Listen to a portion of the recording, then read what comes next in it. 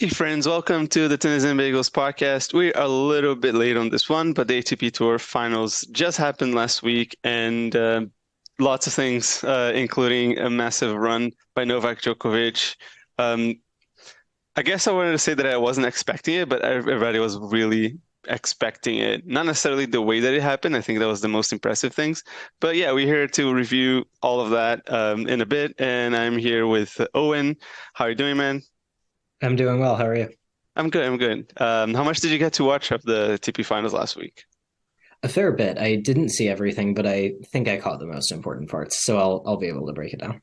Good. I was able to get most of no Djokovic's matches towards the end of it, and I watched Felix's as well. So Mhm.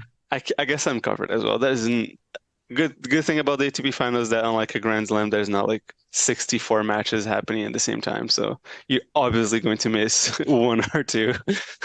Yeah. Yeah, that was nice for me as well this year. It Yeah. was just like a couple a day. Like it wasn't action all day. So like you didn't have to like skip every commitment, just like a couple. Yeah, plus it's pretty spread out. So I thought at first it was like a little bit of a weird scheduling, but honestly it works out pretty nicely.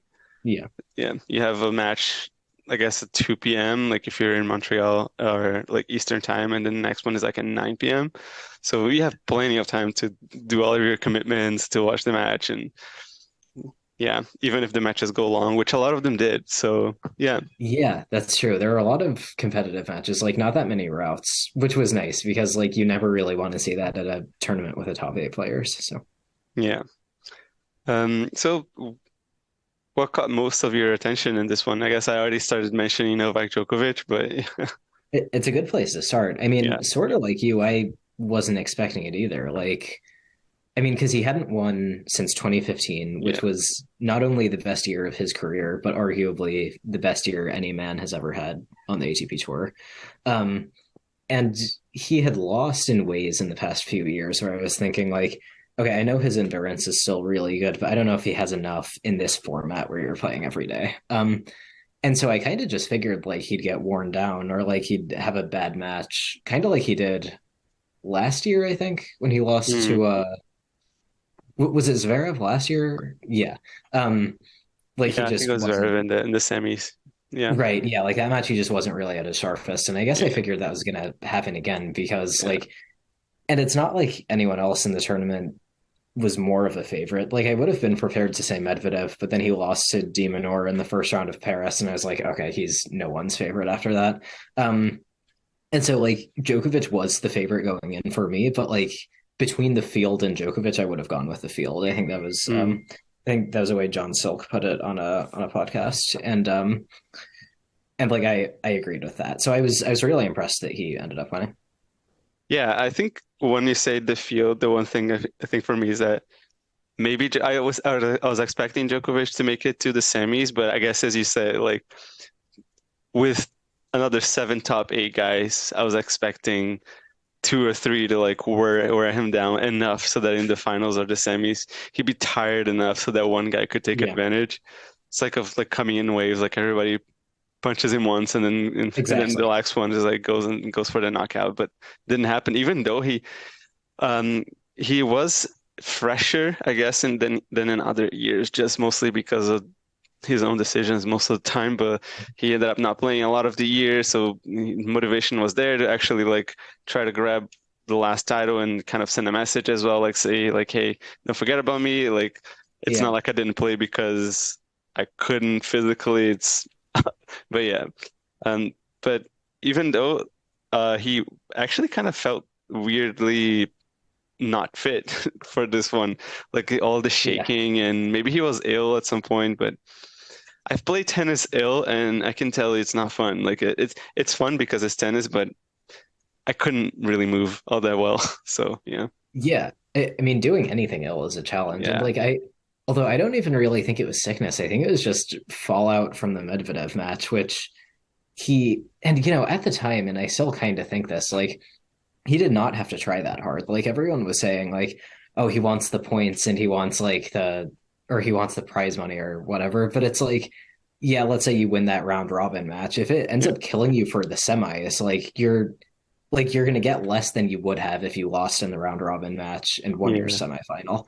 Um, And I don't think he was that far away from losing his semi. Like, I think if Fritz doesn't make like 21 unforced errors in the first set, then like maybe we're looking at a different champion. And obviously, credit to Djokovic for putting in that mammoth effort to beat Medvedev, toughing out Fritz in the big moments. I mean, you can look at a shot like that forehand he hit on set point against Fritz in the first set, like winner down the line, not really from an attacking position, made it by like an inch. Like that's greatness in a nutshell. Yeah. All the credit to him for that. But I was seriously questioning the way he played this tournament as it was happening. Yeah. I think when I can't say that prize money is a motivation. I don't think Djokovic Yeah, I cares. agree. Like that's a fraction of what he makes only on sponsors. Like if anything, he just wants to pay like his team or whatever. He just maybe donates the money or something like that. But I think for me, like he has two reasons. I think he wanted to get as close as possible to number four so that he doesn't have to Right. face somebody in the quarters, like in the Australian Open, where he is Yeah. going to be able to play finally. Um, and the other thing is like I feel like he just wanted to win and just be like Mhm. just tell people that he's still the kind of the best player in the world. Just after all the attention, the first half of the year was over Nadal, and then was over on Alcaraz. Kind of, he probably just felt left out in a way. So I yeah, mean, yeah, like he until Wimbledon, he just really was not that relevant, even though he won yeah, Rome. It was only kind of after when he started to seem like himself again. So yeah, I understand that part of it, like yeah, wanting to, I guess, prove his relevance again, even yeah. though at this point he does not have to do that because of, the It's career true. he's had. Um, and I guess part of it is like the rivalry with Medvedev, and people were Yeah, saying like, oh, he doesn't want to like lose a step against Medvedev before the Australian Open, but like he tanks their round robin match in 2020 and then went on to destroy him in the Australian Open final at the start of 2021. So that's true. like so I don't know, that didn't seem like a factor to me. I like and it's also not, sorry, I don't know why this is bothering me because like it was just weird to me at the time. Like it's also not like he's gotten Nadal's temperament, right? Like Djokovic Yeah, is not a stranger to like tanking a set or like a non-important yeah, match. Like we've seen him do it before. So I got some responses on Twitter that were like, he's a warrior. He doesn't know how to tank. And it's like, okay, warrior, yes, I know he knows how to tank because I've seen him do it before. yeah, So, but yeah, I mean, in retrospect, I'm glad he played as hard as he did yeah, because the yeah. Medvedev match was a lot of fun. I think it was probably the match of the tournament, all things considered. So, Yeah. Yeah, I guess in a way I do have to agree though. Like it kind of feels almost like junior-ish to try and like I'm just gonna do my best and win. Like even though like you're just 35 and you really don't have to do this. yeah, But yeah, it definitely felt like more of an ego win rather than which to be fair, it's Djokovic. I guess he does whatever he wants and he ended up winning the tournament and giving us like one of the best matches as you said it. So yeah, we'll I guess we have to stop it at that. But impressive, I guess like now that we're talking a bit about Medvedev, how brutal is it that he lost two and three tiebreakers against well, he should have won against arguably Rublev and Tsitsipas. You could say that he should have won against Djokovic, as we were saying, but that one always can tip over to the other side as it did. But I would say yeah. he should have beaten Rublev and Tsitsipas. On a good day, he would have, I think.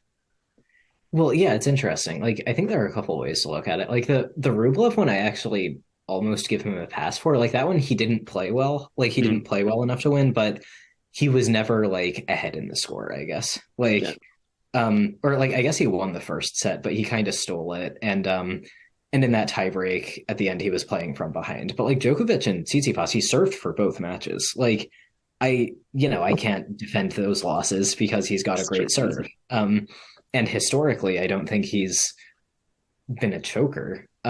Like I think before this tournament, he had only failed to serve out one match in his professional career or something, and that was the one against Nadal at the same tournament in 2019. So like, and I guess especially the one against Tsitsipas, like against Djokovic, like you're serving for the match and he breaks you. I get it. He has done that to everyone in every situation. Yeah, Like he's a great returner. He's clutch. It's gonna happen. But against Tsitsipas, I'm like, dude, you historically, unless this year, he has owned that rivalry, Medvedev.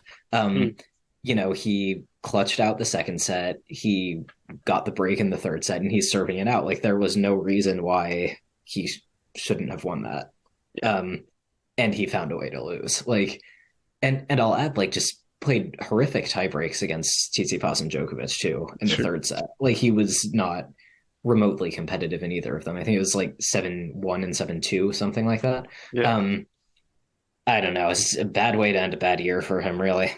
Yeah, it almost ended on the right note, but he just couldn't push through. I mean, I do like that his fighting spirit is sort of back, so that he's even when Yeah. playing badly, as you said, like against Rublev, a player that he should own, like on a when he's playing his best tennis. Um, but yeah, I guess it just stinks for him because he could have ended so much better. He was so close to ending it so much better, and he didn't. So he kind of doesn't come out as a nowhere near a favorite for the Australian Open at this point now, which is very sad because when we think about last year, he was such a big favorite and he almost pulled through against Nadal this year. But then after that, he just stopped being Medvedev. So Yeah, I mean it's a sad way to put it, but you're right. He yeah, hasn't been the same. I mean, I think next year, best of five, like he'll finally have a rest. Like, maybe he comes back refreshed. And yeah, I think he still will be a factor, but yeah, like not a favorite by any stretch of the imagination. yeah, And this year, like I was saying on Twitter yesterday, seems like he was on like a it seems like when he was like destined to win that title because he won that match against Felix, which he had no right to win yeah, from 2 sets down, 2 match points down. He beats Tsitsipas impressively, and then in the final against Nadal, he looked unbeatable for most of the first 2.5 sets, yeah, and then it spiraled out of control. And it's like, okay, like huge opportunity missed, but it just never got as good as that in 2022 again. hmm And I think there are a bunch of reasons for it. Like recovering from a loss like that is not easy. He had a hernia. He yeah. wasn't allowed to play Wimbledon. Like a lot of stuff beyond his control. But like when he has played, it's just very precious few moments when he looks like himself at his best. Yeah, I do hope that he comes back at his best. Like in a sense, like because Nadal was able to do it this year, even though you say, oh, Nadal is Nadal, but like he was still 36 years old and or 35. And his foot doesn't help either. So um he really clutched out that win, like was very opportunistic. So maybe it could still happen to Medvedev that he's gonna be better next year. I guess as you say, he's gonna have a rest, maybe go down like a full reset. Every year, like I feel like there is a sense of like something new ha beginning, so he can just kind of put away and the this year and just kind of like focus on the rest. And if we want to stay a bit on this group, I think Yeah. we don't have to talk too much about Rublev because we already said a lot. I do think it's great that he reached the semifinals. I think he's Yeah. doing super well. I don't agree with Tsitsipas's comments. I think it was too salty for me. I think you could have done better. But on Tsitsipas, definitely something's got to change there because he's got the game that there's a missing piece or an extra piece. Yeah, well, I think we can talk about his comments and then maybe use that to, spiral out and talk about their match Yeah, in the to decide who made the semis. I mean, I I don't want to say I disagree with the comments because in one sense, like Tsitsipas was right because Rublev he's not a deep player. His game is very much like hit the ball hard, hit it to the open space, and dictate as much as possible. Like if you can get back his forehands, then he doesn't really have a way to beat you. I think other people might have a, I guess, more charitable view of his game, but like I think Tsitsipas saying that after you've just gone down to him 6-2 in the third, yeah, one, no one is going to take you seriously, yeah, and two, like Rublev played a very good match, right? Like I think he had a lot of great backhands. He was going down the line with his backhand quite a bit effectively. He served well. Like in the last 2 sets, he faced one break point and saved it. Um, and so, like, I guess if you're going to make a comment like that, it will be better received if you've just beaten that player. yeah. Yeah, I don't know. What did you think of their match? Because I did sort of live commentary on it with a couple Mm, other people on Talking Tennis. So I have some thoughts about it. What did you think? yeah. I think Rublev was impressively good for his level. I think that if he could find that certain level and just kind of instead of just like trying to dictate and um, redirect pace a little bit more. I think he can be really effective with it, especially on his backhand side. Mhm. He is, I think, is some sort of version of Felix now, where he's kind of like always steadily progressing just a tiny little bit, and I think that kind of showed because I feel like he counterpunched extremely well in that match. Because as you said, like when he was being stretched out off to his backhand, I think he came up with very, very good shots. I think he can dictate with that backhand more like when he's on the defensive side, he can just turn it into attack again. Not something that happens too much on the forehand. He kind of like relies on that just like a regular cross court forehand, which he normally is try to hit a little bit harder and flatter. But yeah, I think the improvement on the backhand and just how he was moving on over the baseline when he was under attack was his greatest weapon. I don't think he was great enough to beat like a Tsitsipas playing like at his best tennis or Yeah, Medvedev again. But it's great to see. Like I think as we've seen when he beat both Medvedev and Tsitsipas, he has become, I feel like in my opinion, he's become that kind of player that you don't want to be facing when you're not playing at your very best because he yeah, can find opportunities to, get the win. But yeah, like he's kind of a very tricky underdog, I would say, like in his next few matches against top tens when he plays next. But Tsitsipas, man, just spiraled down in that match. Like the yeah. third set was not good. He was missing shots. His focus was gone. He didn't have it in it. His face was saying everything. Like honestly, I was looking at his face and I was just thinking, this guy is just pissed. He doesn't even care whether he wins or loses. He's just very annoyed right now. And I'm not sure even at what was he annoyed. Was it at his level? Was it at Rublev's level? Was it at his dad? Was it at the Golf. fans? He was annoyed at something and he couldn't play tennis. He couldn't just couldn't focus. So yeah.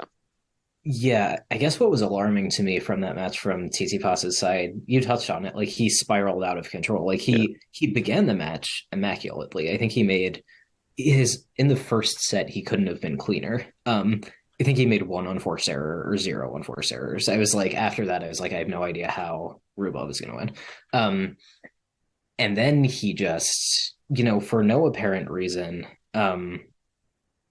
stopped playing well. Like not just, came down from the clouds, but like fell very, very far. Um, and he didn't get it back. Like, and Rublev played very well in the last two sets, like including with his weaknesses as well as his strengths, which we've touched on. But then you have Tsitsipas like 2-4 and deuce in the third set, and he double faults twice in a row to give up a double break and the match really. Um, like that, I don't know. I didn't expect that. I don't expect that from anyone, much less a top 10, top 5 player who has had a lot of success. So I don't know. He's had a weird year too. Like it hasn't been as bad as Medvedev's by any means. But I don't think it's been good. Like I think he significantly undershot his potential. I don't think he built on last year. I don't think he has momentum. I don't know. What do you think? Yeah, I think it's super deceiving like when it comes to how many matches he's won and he did win Monte Carlo. He played well like a few tournaments. I think what is he the leader in match wins in this year? I think he is. Yeah, I think he's the leader in match So wins, yeah, but that that's yeah. yeah, So and it's a good stat, but it's like which it needs yeah. context. Like how many of those matches have been big? Yeah, and that and the fact that he played plenty of tournaments and how many of those matches are memorable. Like I had no idea he was the match winner leader. Like if in my head it would have been Alcaraz because it's been just Yeah, so clutch in big moments, but he isn't. But um yeah, I agree with you. I think he's just picking up wins here and there, just kind of like trying to find something. But like when you stumble and you start falling and just kind of like cannot really like just kind of like go up and you get your hands like all of this like on the like just trying not to fall like that for me is like Tsitsipas's image is just trying not to fall and this is essentially what's happening in my head so I can't even see him making too much of an advance, like maybe in on the hard courts in Australia. It's a long time before clay court season comes back again, but he's always good he can always find some level. I can see him maybe winning another like a 500 like in Barcelona, maybe a 1000 event. He did reach a final in Rome this year, but he didn't win against Djokovic, but come on. Um, Yeah. it's tough to see him like breaking out of like whatever is happening to him right now. Like I just can't really pinpoint like the reason. I do think that his dad can be part of the issue. I don't want to say that he's completely part of the issue. I'm not in his box. I don't know what's going on inside of his inner circle and whatnot, but it just kind of felt like he was looking at his box and his dad was constantly talking to him. And in my head, I was just thinking, this can't be good. Like Yeah. you, there is a moment where a tennis player needs silence for, just kind of not somebody like talking to him all the time. And when it's a fan, like it's one thing, like because it kind of gets annoying and maybe security can just take them out if they're talking too much. But Mhm. it's also a voice that you don't really recognize. Whereas like if your father, you understand, that voice, so that voice kind of like cuts through the crowd a lot more and gets to your head. So I think that it could be something on his coaching team, like Mhm. that can be maybe need a bit of change. I don't know. I would probably put like a good Stefan Edberg in his team and like hope for the best, but Yeah, or just someone who's like a little quieter. Like I think yeah, or who helps him. I don't know. I mean, I think the effect of who's in your box can be like overblown just because it's such a visible thing during matches. So like yeah, maybe behind the scenes things are much better. And we just true. see them jawing at each other during the match. It's like, oh, this is what's responsible for his problems, and maybe it's just a Exactly. side thing. But I mean, the game isn't where it needs to be. Like I don't Yeah. think I've I think the one thing that's happened for him this year is that he put up some good performances on hard court. Like I think the wins over Medvedev were big, and I think the matches against Djokovic were good, even though he lost. Like in Paris and in Turin, I think he pushed Djokovic harder than I expected Yeah. him to.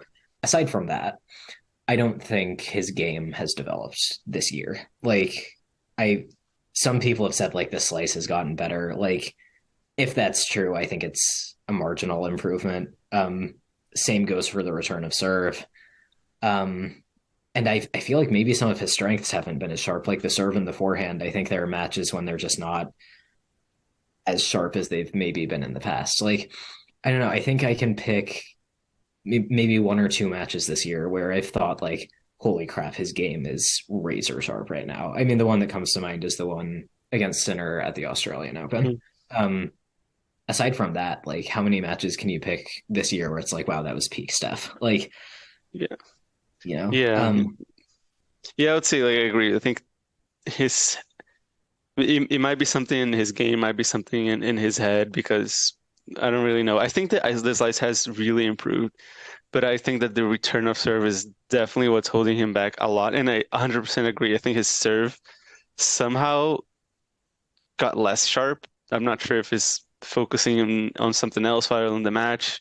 I'm not sure if he's kind of getting a bit of the yips, but I'm not really sure because it doesn't look bad technically. It's just kind of missing the mark and can't quite be sure exactly what's going on with Tsitsipas. But yeah, he needs a bit of that desire. I feel like doesn't necessarily feel like he's enough in the moment when he plays a match. And I think when you play, especially at that level, you really need to be thinking about this point and this point only, and not about the next or not about the one that has just passed. Like you really have to be in the moment. Um, yeah, but yeah, yeah. I don't really know what to expect for him next year. Like, I don't think. I feel like the best we can hope for maybe is like a repeat of his 2021, where he's like very relevant on clay and kind of semi-relevant on hard courts. Um, I don't know if because like sort of like we've been saying, something major needs to change. Like his weaknesses are the same as they've always been. It's not really like it's not just that he's failing to play his best. It's that like there are major holes in his game, and I think that was another reason people didn't really take him seriously after what he said about Rublev. Like, Mm. because in some ways Tsitsipas is almost one-dimensional as well, or he can be. Like, he's got a good transition game, absolutely. Like, he's got pretty good touch, but he's extremely limited from the backhand side. He is not a good returner. In that way, like if you can serve well, then you're going to beat him a lot of the time, like Yeah. that. And so I think you could argue that like there are times when he has few tools as well. Um, and look, like I think he is so good at his best. I've seen him at his best, and he's great. And I would love for him to get back there, but I don't know. This year has just not been encouraging. Yeah, it's true. And I guess if you want to transition a bit, like I think you mentioned interestingly how if he's serving well, it can get you out of trouble. And I think that's essentially the what ended up happening in the other group. I don't know if it was group red or green, but the one with Fritz and Felix, Yeah. both those two specifically, have been clutch on serve specifically, I think. And that's probably one of the reasons why they made it to Turin, first of all, and to have been able to push each other and push beat Nadal and Fritz did super well against Djokovic. I think their serve, especially on that surface, Yeah. has been massively key for them. Shame for Felix, who couldn't really find much of a level. Well, he couldn't really find his level in the third set. But that's mostly because Fritz was on fire. Like on the third set, the 6-2 was he was just returning phenomenally well. His forehand was really big, and I think at the backhand, Fritz was better than Felix's on that day. Um, I'm not entirely a huge fan of Felix's backhand when his on is working, but just I Yeah. guess because like when you play well, things tend to work out nicely. But it's not a shot that I would say gets him out of trouble like when he needs it or when he's against the wall. But I would Yeah. say for Fritz, it's a bit of you can use that backhand a lot better, I would say. Dude, he's got a good backhand now. Yeah, Like he hit a yeah, couple yeah, like winners down the line against Djokovic. Like yeah, he handled Nadal's topspin pretty well. It's like a real backhand. Like and for an American man, yeah, that's like seeing a unicorn, I mean, I don't that's a slight exaggeration, yeah, like Tiafoe and Brooksby have like real backhands, but yeah, like I think Fritz's is at the point where it's becoming an actual strength, which is massive. yeah, yeah. I'd say like this new generation of tennis players, maybe outside of Riley Opelka, who's good in his own right and size, but Tommy Paul, Tiafoe, Fritz, Brooksby, they all have like a really solid like baseline game, like different strengths in there. Like Brooksby is a lot more of a counterpuncher. Tiafoe is kind of like a all-round player, and Fritz is Mhm. a little bit taller, doesn't move super well, but does. I think Gil Gross actually put up a tweet once, and I thought it was pretty interesting. Like how he said, like Fritz is never going to be a Djokovic mover, but he's improved his movement enough and to to his own capabilities that he can hide this weakness in a sense, but like make it not a weakness. But it might not be his strength, but it's not holding him down. So, and I guess he did the same with the backhand. I guess becoming like he already has a big serve, a big forehand, he's good at the net, and like adding the backhand, it's just going to be impressive for his game. Made it to Turin a bit of out of luck because Alcaraz withdrew, but Yeah. I can see him making to Turin again next year. I can see him going far into main majors. I wouldn't be surprised if it like made a semi like in the US Open or if the draw opens up maybe Australia already. So and Yeah. he's one of the players who has the potential to do well at Wimbledon as well, just because of the nature of his game. Yeah, I mean, he did pretty well there this year, Yeah, right? Like, yeah, I mean, probably should have beaten Nadal, and that would have gotten him to the semis. yeah, Yeah, I mean, I think he had quite a good year, and this is going to sound like I'm being insanely harsh on Medvedev and Tsitsipas and much more kind to Fritz. And I'll say that this is because I think Medvedev and Tsitsipas have much higher base levels, Hmm. um, and I think Fritz's is lower. And so I think with respect to those base levels, Fritz has overachieved a lot more than those two this year. Hmm. I think he's had a very steady and like even steep improvement track. And I think he had a pretty good tournament. Like I would have liked to see him push Djokovic a little bit harder. Like and it was a tight match, two tie breaks. Served for the second set. Um, but it was a good tournament. Yeah, like you said, a little lucky to qualify, and he made the semis. So Yeah, made it the best of his opportunity, and yeah, his win against Felix I thought was really impressive. It's the second time he beat him in this year. He beat him in the ATP Tour, ATP Cup as well in the beginning of the year. Um, and yeah, I think he's pretty imposing as a player, and kind of makes me excited to see more of what happens next for him. And since we added like a really great end of season for Felix, I think he kind of got a bit unlucky, wonderful. absolutely against Fritz.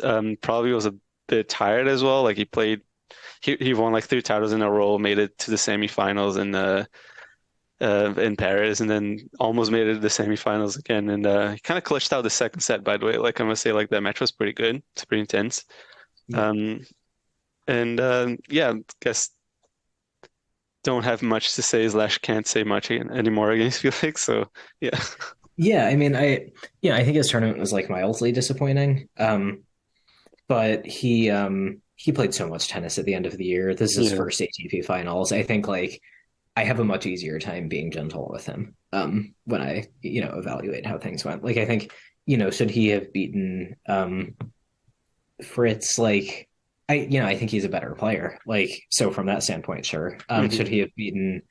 Who else did he lose to in the group stage? Rude. Rude. Should he have beaten Rude? Like I think you can make that argument, but Yeah, he beat Nadal. Um, he pushed he pushed Fritz. Like I think he will be back at this tournament next year as well. hmm Um, so and I think on the whole, like he also had a bit of a weird year in that like the highs were high, I think higher than Medvedev's and Tsitsipas's yeah, relative to what they had achieved before that. But the lows were very low too, like went out very early at Wimbledon and the US Open. But I was really encouraged by a lot of what he did. yeah, I think the way he went out at the Australian Open and Roland Garros was impressive, like pushing Medvedev and Nadal the way he did, even though maybe he should have beaten Medvedev. And yeah, that run at the end of the season was fantastic. So I have high hopes for him going into 2023. yeah.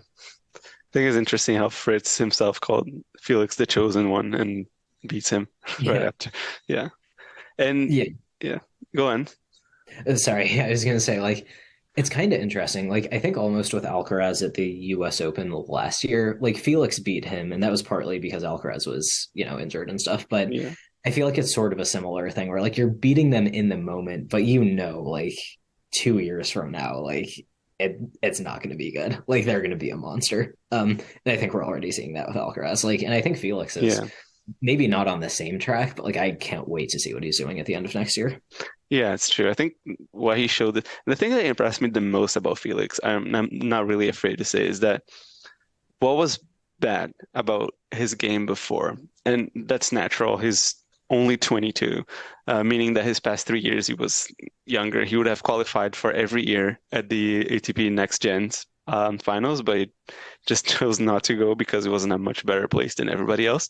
Um, but he doesn't resort to like his.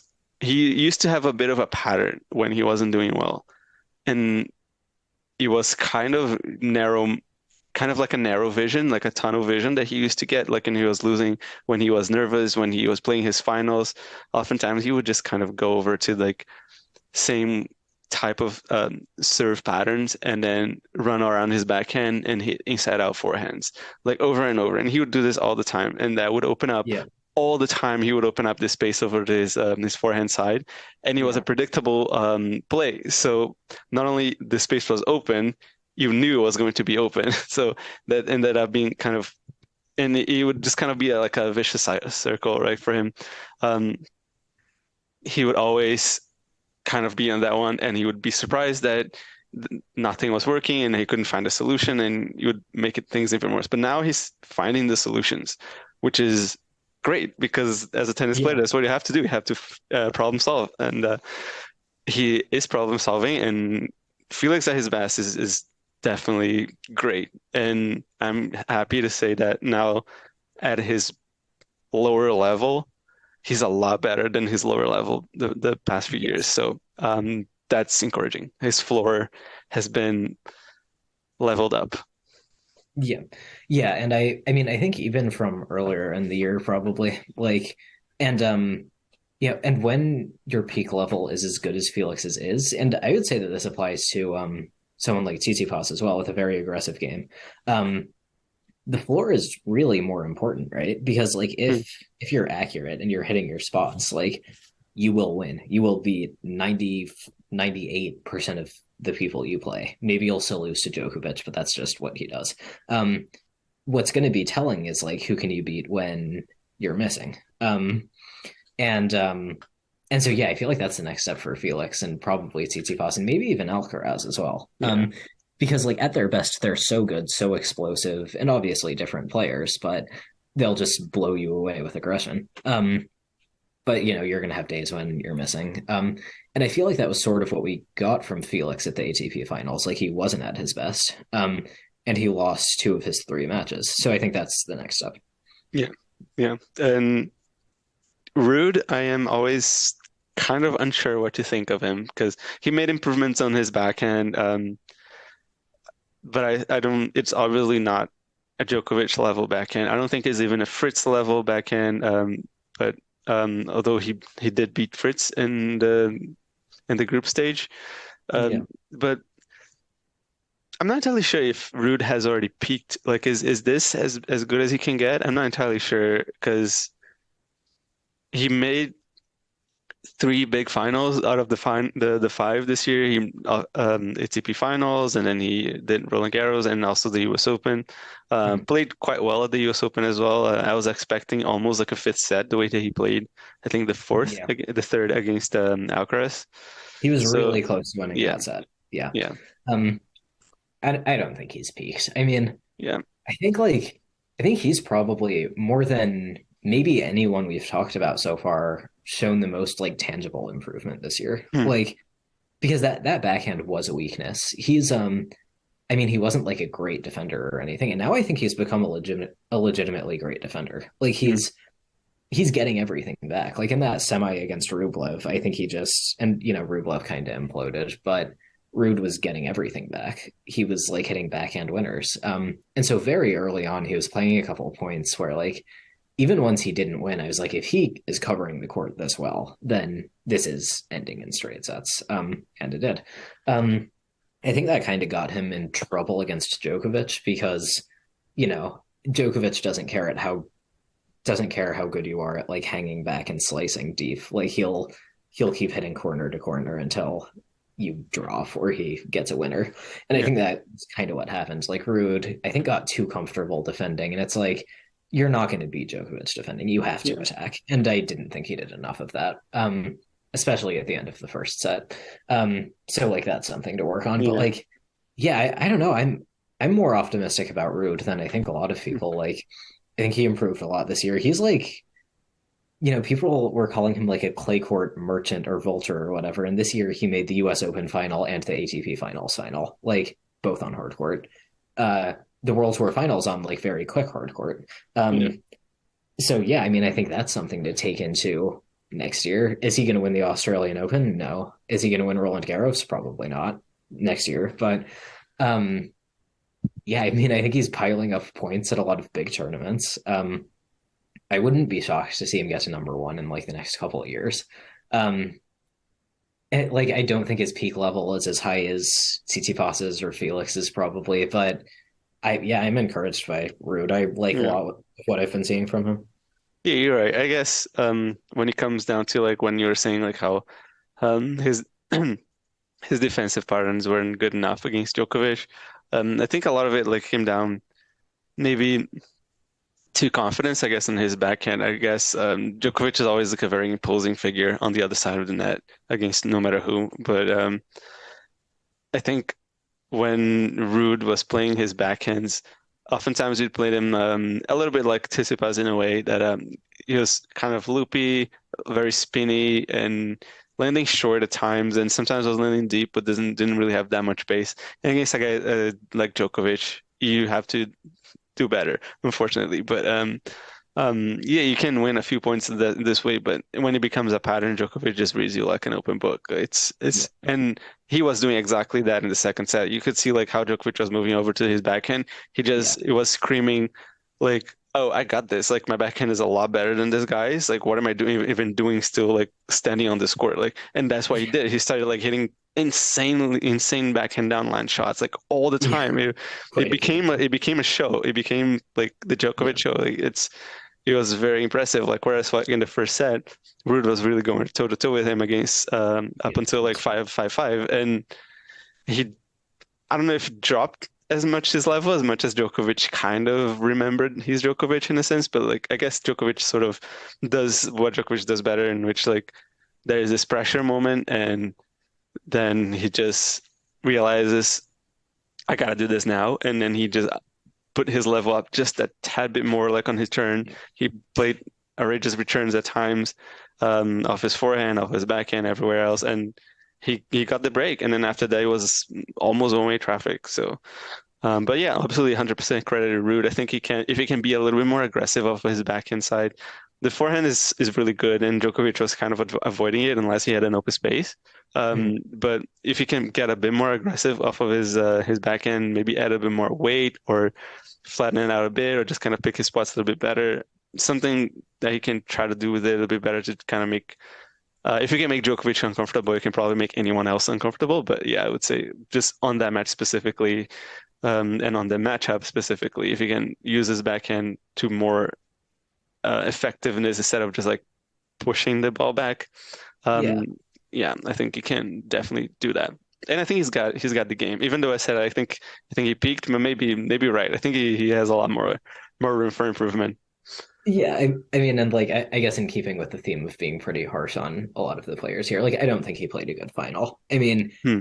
like look, I know that Djokovic is capable of playing amazing tennis when it looks like he's about to die, but I mean, Djokovic was like visibly tired in like the third game, like, and Ruud couldn't take advantage of that. He had a tired opponent who seems to have nothing left, and I mean, he couldn't do anything on the return. He didn't have any break points. And I think you're right about the backhand. Like, in fairness to Ruud, it's a terrible matchup. Like, I mean, how many times have we seen it where like a player's improved their backhand and then they try to trade backhands with Djokovic and they just get demolished? Like, Djokovic's backhand is the best ever. Like, you need to improve your backhand out of sight if to go toe to toe with that. Like, no one can do it. So, Hmm. Medvedev and maybe no one else. Fritz did a pretty good job, but you're going to lose that exchange. And so you have to find a way not to play it. Like, Yeah. trade forehands, hit inside out forehands. And Rude just seems to be doing a lot of like passive defending out of his Yeah. backhand corner.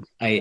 I didn't feel like he had a game plan to turn those points around. And that pattern kept happening. And it was like, Casper, like if you can't get out of this pattern, you're going to lose. And that was exactly what happened. I didn't think the match was as close as the score, really. Um, but like, I think overall it was a very successful tournament for him. Oh yeah, 100%. Like, yeah, I mean, Rublev was probably the easiest semifinal he was going to get. So there's that. But he, he beat Felix, which I wasn't really expecting. I think the win over Fritz was great. That was very, very tight. So credit to him for, you know, competing well under pressure to win that, as cliched as that sounds. Um, I mean, I think the one thing for him is like it's that peak level, right? It's not good enough to Yeah. beat the very best. He can't beat Nadal. He can't beat Djokovic. Um, and that's the next thing he's got to tackle. Like the matchup with Djokovic is really bad. Like I don't know if there's anything Ruud does better than Djokovic. Like I can imagine people would say the forehand, but like if that's true, it's a tiny difference. Like Djokovic's forehand is he can trade forehands with anyone at this point.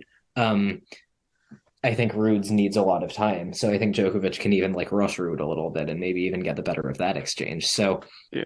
if Rude is ever going to beat Djokovic, like that is something he is going to have to figure out. I don't know how he's going to do it. I don't know what he can use to attack Djokovic in a way that's really going to make him a lot of headway, but if he doesn't figure it out, he's going to keep losing in finals. So I think that's the next thing he has to worry about. The good news is like he's been very consistent. He's gone deep in a lot of big tournaments, and I think Yeah. that's something to build off of. Yeah, I guess it's good when you have a goal. Like it's pretty clear. Like I think if you're on his team, like I can't really pinpoint exactly what is clear, but I'm pretty sure that on Ruud's team, if they have a campaign like that in a year like that, there should be very clear goals. Like if you're like Yeah. observing him in and out, and like day in day out, like the backhand was obviously a clear improvement, and they made clear changes to his motion even, and then also same with like maybe he served, improved a lot more as well as like a more like accurate. Um, the forehand is better on hard courts. It's pretty heavy, which I like.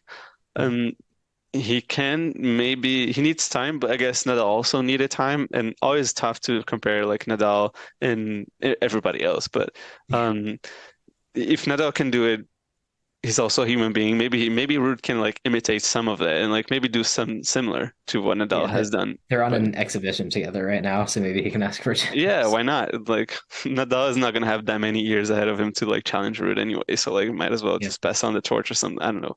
Not that I'm saying that Nadal is gonna retire next year, but he is 36 and he just had a child, so Right. who On knows? the topic of Nadal, what do you think about his tournament? Ah, it's Nadal at the ATP Finals. Like Right. That's how I feel too. I definitely felt like his best chance of winning was 2020. Yeah. Didn't make it.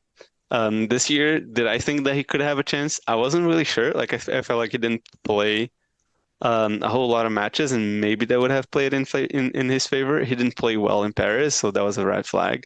And as we expected, he didn't do well in the finals. He just didn't have Mhm. the game. Was rusty, was low, was short. Because Nadal when he is not physically well, when he feels rusty, Nadal's game is just attackable on a quick court. It Yeah. drops short, it just floaty. His forehand doesn't have the same impact at all as he would normally have.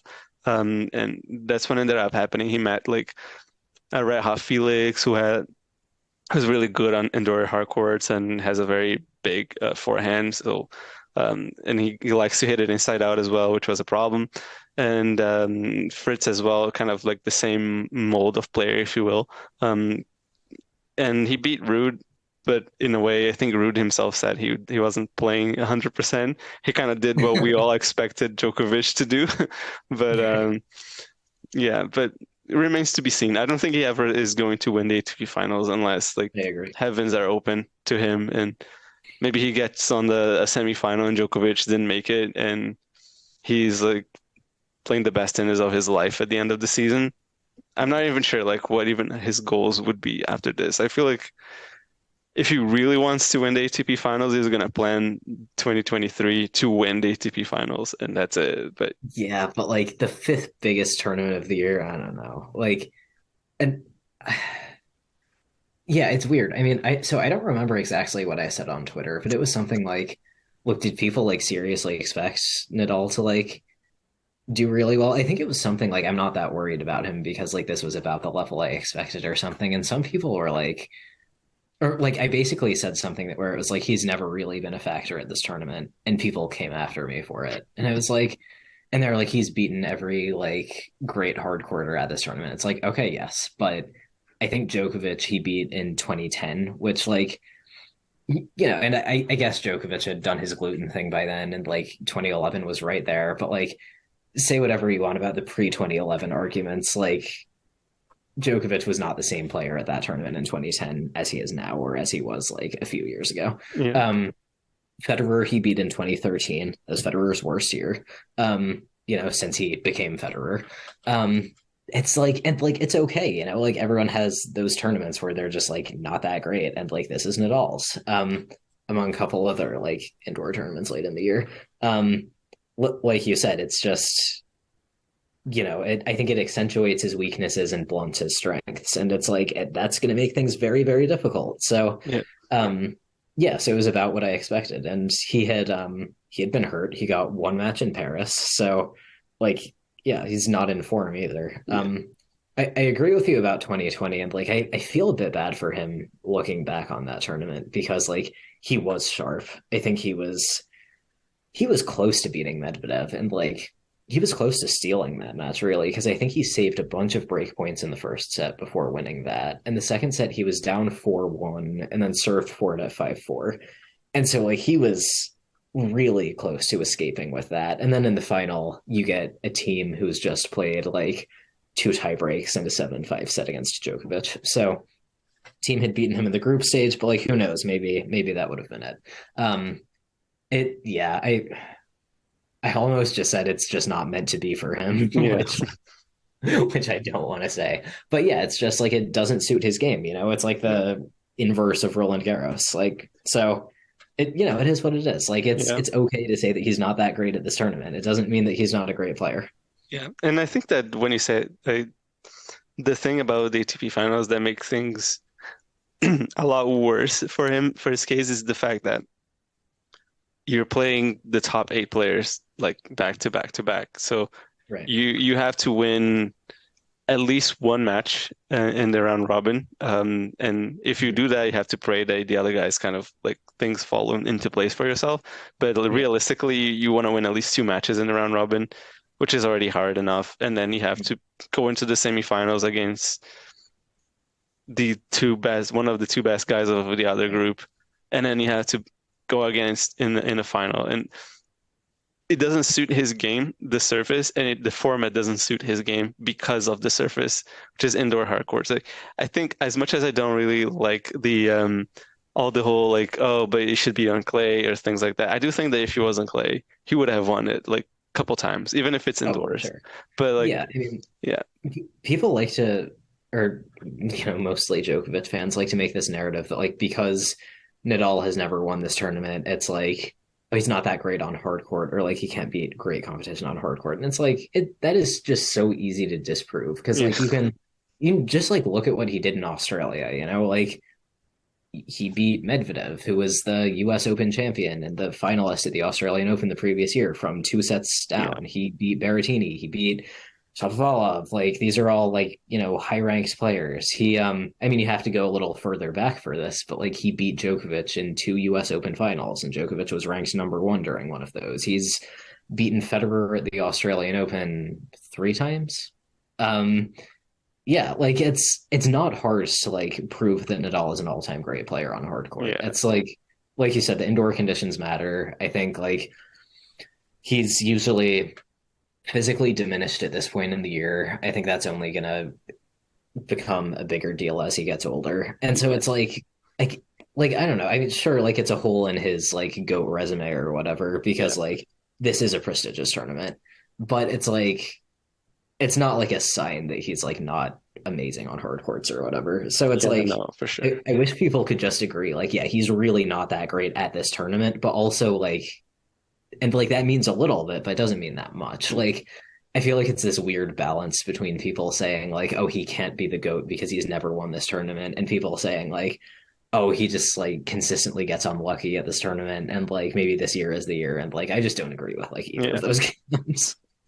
yeah. I guess even for Djokovic, I think Djokovic clay is probably his worst surface, and Yeah, just like looking by results, for example, he was on level with Federer at his best on clay. Like with both as at his best, I would say Djokovic has the edge. But even then, like yeah. he got to lose like that incredible match in 2011 against Mhm. Federer on in the semifinals, and Federer was already like not the same at that point. Like he was Well, kind of on his on the beginning of his worst years, and then he got his resurgence, but he definitely played yeah, but like it's like the you best can. of his match. Yeah.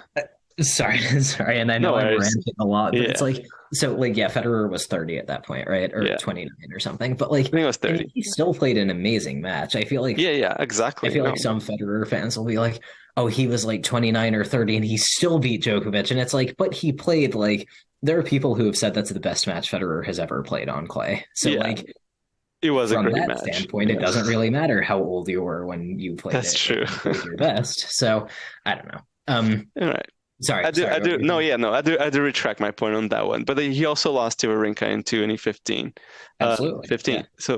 So yeah, it's a surface where Djokovic isn't as dominant, and Right. that is like an emphatic as dominant because he is still pretty good. Like as a matter Yeah. of fact, he beat Tsitsipas last year from two sets to love down, and this year he also beat Tsitsipas as well on in Rome, and it was a pretty. As I was watching that match, like I honestly had no doubt in my mind that Djokovic was going to win this because he was just a better player, and this is exactly what it is. And he came in and lost to Nadal and at Roland Garros, but to be fair, like Rafa is the best player ever on a Yeah. clay court. Like there is not even a quite nobody even comes close to second. Like I guess pretty far behind is Bjorn Borg, Right. and then everybody else. But yeah, I yeah. I suggested that maybe Djokovic could be ahead of Borg, and people Oh like no, crucified me on Twitter. We don't yeah. need to get it. It is Um, tough because of errors, but I'd say I would stick with Borg if you want to make that discussion who's the greatest second player of all time on clay another time. But yeah, yeah, yeah, and it's like obviously I understand he had six Roland Garros titles to yeah, Djokovic's two, but like sort of like you said, clay is Djokovic's worst surface, and if you look at what he's done on that, he's beaten Nadal at every single big clay court tournament. yeah, He has won all of them multiple times. Um, I think if you look at him on clay at his best, like I was watching the 2011 Rome final on tennis TV pretty recently, like some of the stuff he's doing is like alarming. Like the way he's defending and the way he's like going after Nadal's backhand and the way his forehand was at his best. Like I think that applies to how he played in their semifinal last year at Roland Garros, even though like I do think Nadal was diminished for part of that at the end, not the third set. Like yeah, I mean Djokovic is still really, really good on clay. Like he's better yeah, on clay than Nadal very is at much. the ATP finals. Like I'll say that without any like asterisks or qualifications. And so I do get the argument that like Djokovic is a more well balanced player. Like I agree with that, but I also think that Nadal shouldn't be like called like not an all time Oh great on yeah, or no, whatever because he can't win the ATP finals. yeah, 100%. I think Nadal is has proven, as you said earlier, that he's great on clay. He's one of the all-time greats on clay on hard. Yeah. And he's won the tournaments to back it up. He's beaten the players to back it up. He's yeah, maybe he wasn't as good like maybe the second half of the 2010s like in terms of beating a Federer or a Djokovic, but he was Right. beating everybody else and being third against Federer and Djokovic Yeah. is not bad. I mean, Right. seriously. I mean, those two are the two best ever on hard courts, you Yeah. know. Yeah. So yeah, and I guess like a question just to finish it, like a bit on Nadal as well. Like, do you think he would skip, for example, the US Open in order to like keep himself fresh and play better indoors, just so as to try and win the ATP Finals? And in my So head, I was thinking about when Ivan Lendl skipped Roland Garros to try to win Wimbledon, but then Wimbledon is Wimbledon, so right. Well, so I don't know if Nadal would do that. I'll go ahead and say I think it would be dumb. Like I think as as much as it's the case that like he hasn't won that tournament before, like if you asked me like what would be better for his resume, like a major title at the US Open or winning the ATP finals, I'd say the US Open, that's true. absolutely. Like it's just it's just not the same, you know. Like sure it would be another nice like feather in his already very decorated cap, but I think when it comes to like even another Roland Garros, it's just like the majors are the majors, you know. Hmm. I don't think anything compares to them for me. Yeah, yeah, I tend to agree. I think if you're Rafa, like I would probably consider it, but it would definitely take me some time because skipping a major at his stage of his career, like especially if he feels that he can win it, Mhm. it's a massive decision, and especially for a tournament that you don't really have that much hope that you're going to win it at all. Right. And you have to qualify for it, which is also big. He might not have qualified by the US Open. So That's true. And yeah, I mean that's kind of my thinking too. Like it, I don't think the plan would work really. Like, well, let's say he goes in fresh. He still needs to not play Djokovic because yeah, Djokovic has been destroying him on hard court for, you know, almost a decade now. yeah, That's a big if. He needs he would need to beat everyone else, which I think like is another decent sized if. Like, could Yeah. he do it? Sure, but like if he runs into like a red hot Medvedev or something, like that could be tricky. I mean Alcaraz, like I think would be very tricky. I assume he'll Yeah. be there next year. Yeah. Um, let's hope anyway. I think it's an interesting alternate universe if Alcaraz is at this year's tournament. Yeah, I don't know. I just don't think it's really written in the future for Nadal to like win that tournament. And like and again, like that's okay. I think Yeah. I Yeah. think he's just probably better off bringing his best to other tournaments. Yeah. Yeah. I definitely feel like um, I think after especially this tournament, I think he probably, I would have been saying if it was him, if I were him, like, okay, I guess I'm gonna focus on the race now, like the Grand Slam race, and like see if I Yeah, can finish with the I most would. Grand Slams. Like, who knows? Like, he's still ahead. Djokovic probably will win another one or two, but Oh, Rim, you don't think more than that? well, I'm just being conservative. Sure. Yeah. But well, like Yeah. it's an interesting question. Like Yeah. if do you want to get into this? Because I think it's fun to think about. Like, Sure. yeah, I so think like Nadal I has like two in him if we're like talking at best. Yeah. yeah. I mean, well, like, I think he's still got a shot at this for sure. So he's ahead right now. Um he he's probably not going to defend the Australian Open. Just because I think like it was sort of the same way that I thought about Djokovic defending the French Open this year. Because like on paper he was the favorite, but it was like this is his least successful major. I don't think he's winning it 2 years in a row. I think the same logic Yeah. applies to Nadal in Australia. Um, I think he'll win in Paris again, to be honest. So that's yeah. I think two is a good number for Nadal. Like I wouldn't rule out another like U.S. Open or something Yeah. as Yeah. well. Anyway, Yeah. so that puts him at 24. Yeah.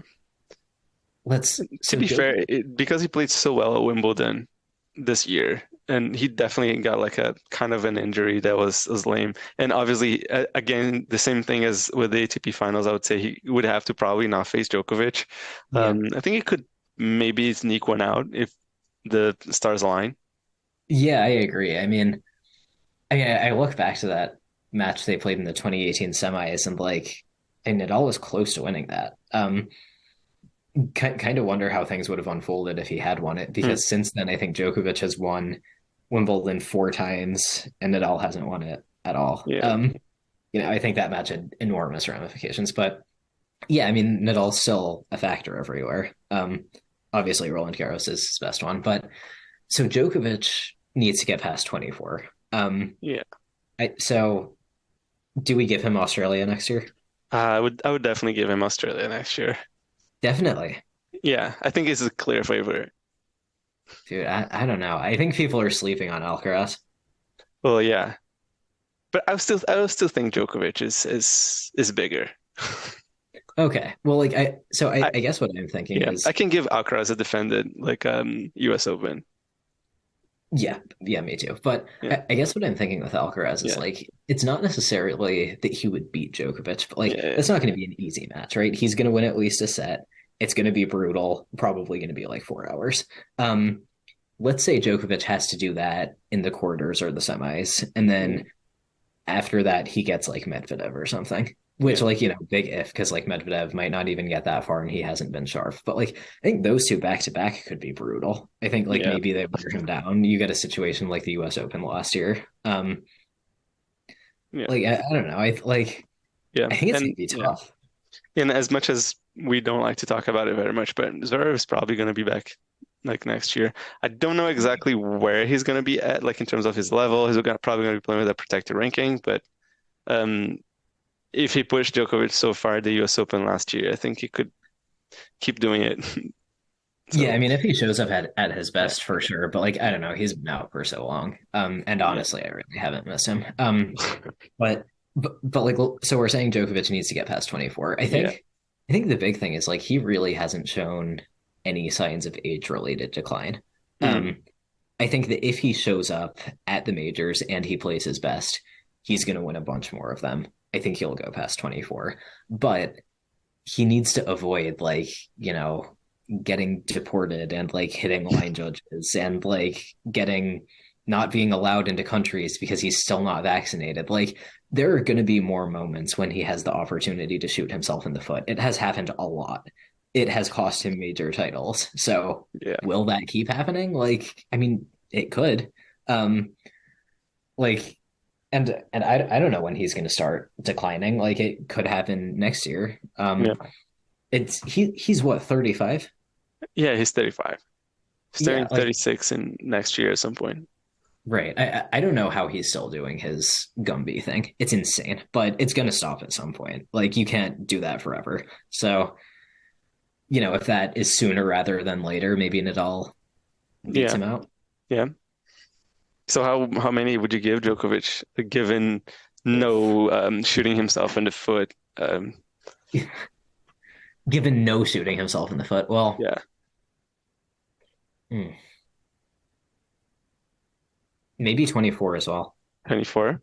Yeah, I feel like if he does, like, if everything goes well for him, um, or like given no shooting himself, I feel like he could get like 25 or 26. Like yeah, I do think if he doesn't sabotage himself, he'll yeah, win more than Nadal.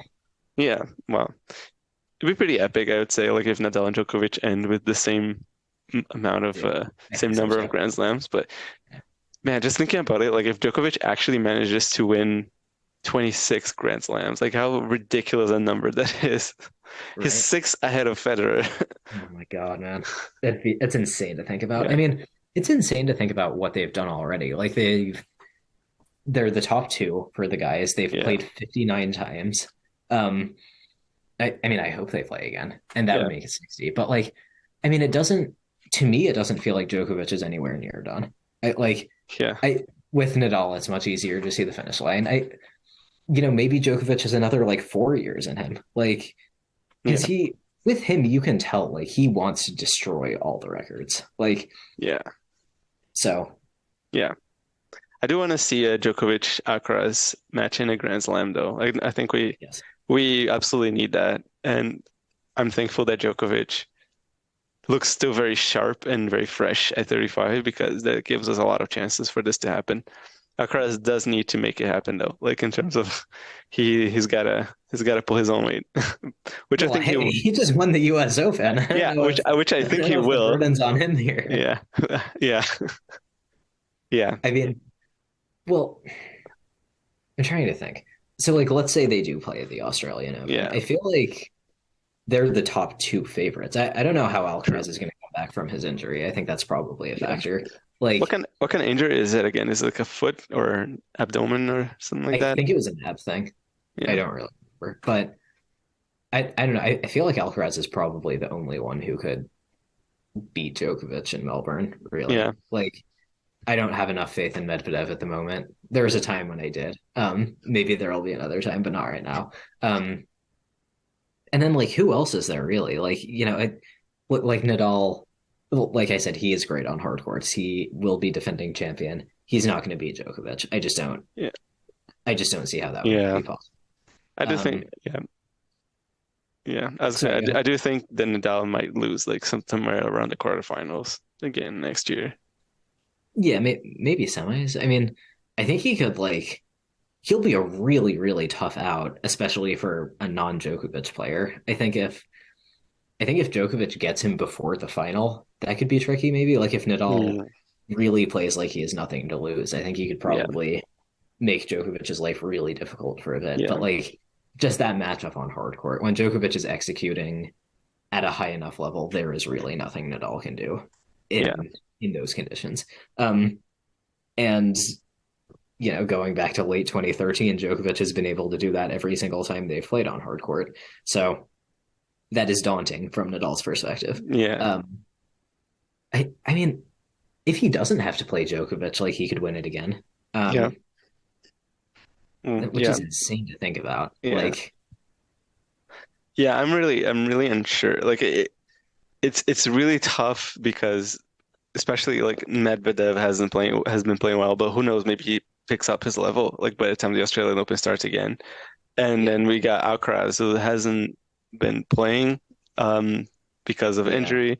So I think that depending on like how things start next year, like how the Australian Open begins, like given a few satellite tournaments beforehand, like the 250s, whoever decides to play I think things could be very interesting. Like it's definitely like a wait and see. Like Yeah, it's I like the way things are in the ATP right now because a lot of it is about it's of exciting. a wait and see. Like we don't really know exactly how things are Yeah. going to turn out. So that's cool. Finally. Yeah, I mean, Felix made the quarters this year and Yeah. had match point to get to the semis. Like, what's he going to do? He's I don't imagine he's going to lose to anyone easily. He will be a very Yeah. tough out. Yeah. I think Medvedev like best of five is going to give him a little more margin. I don't think anyone's beating him in straight sets really. Yeah. Maybe Djokovic, but he'll be very difficult. I could see him like running into like maybe a rusty Alcaraz and beating him. Yeah. Um, Could be. you'll have like sort of second tier contenders like Berrettini and Tsitsipas and Shapovalov. I think is more of a third tier contender right now, considering the second half of the year he had. But um, I don't want to say it's stacked, but like I don't think it's going to be easy for anyone really. Yeah. Yeah. Especially because you have to play all those guys in a row most likely. So Yeah, and I think you make a very good point. I mean, like Djokovic is going to be four, right, or five. I think he's now five. So unless he finds That's very something, tricky. You could get yeah. one in the quarters. Yeah. So Yeah, and so that's rough. And he could yeah, be Alcaraz, which probably is going to yeah, be. it will be Alcaraz, I think. I Yeah. mean, oh my God, and I didn't even mention Ruud. Like you've Ruud as Yeah. well. You got Yeah, yeah. like I mean, Djokovic, like this is his tournament. Like, is he gonna win? Like, I think there's a very good chance, but like, it's I think there are a lot of roadblocks in the way. Yeah. Yeah. And I guess on that note, we can start wrapping it up. Yeah, sorry, I feel like I ranted a lot about No, it's things that were fine. maybe not super related to the ATP. I do think that whenever we rent, those are our best episodes, by the way. A lot of people tend to not a lot of people, but sometimes they tend to not agree with our takes, but I do like it because at least we got to talk a lot to people on Twitter. So if you do want to Yeah, disagree with us, feel free. We are open I, to talks I've on Twitter. annoyed all the fan bases in the last like Yeah. few months, so it will be nothing new if I will you I will I will want to yell at warn me in the yeah mentions. I will warn the listeners that if you're a part of a fan base and you want to just kind of like show the same stats over and over again, it's we're probably gonna ignore you. So yeah, if you unless you want to actually talk to us for real, we are definitely open to that. So Yeah, I um mean, I'll say you can also block me if you want, because I get yeah. people saying like, "Oh, he's like sold his soul to like get the Nole fam followers." I'm like, Oh what are you yeah, talking Owen's about? at the phase where he's like at 3,000 followers on Twitter, so he's now like half famous, And which I means a also lot of haven't gained any in like a while. Like a yeah. lot of people have unfollowed me for certain opinions. Like it's just what I think. So if you don't like it, that is fine. It's just Yeah. what I think. Yeah. Anyways, you can definitely tweet us at Tennis and Bagels.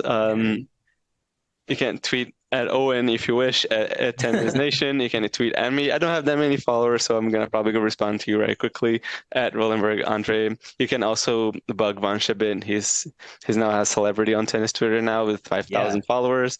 Um, He's coming up on 6,000, isn't he? Probably he's getting like 200 likes at every tweet at this point.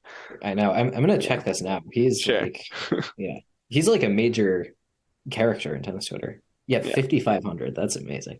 yeah. Anyway, Vansh, hope your fan base can maybe Vansh can make it to 6,000 before the end of the year. Who knows? We'll see.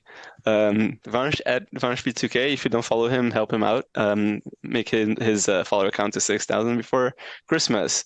And we'll see you next time. Hopefully, all of us three. But if not, we'll definitely have a good chat. Anyways, as always.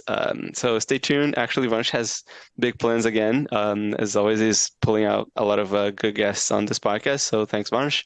Um, and we'll see you next time. Hope for a great off season. Davis Cup's still around, so if you watch that, go Canada. And anyways, Yeah. see you next time. Bye.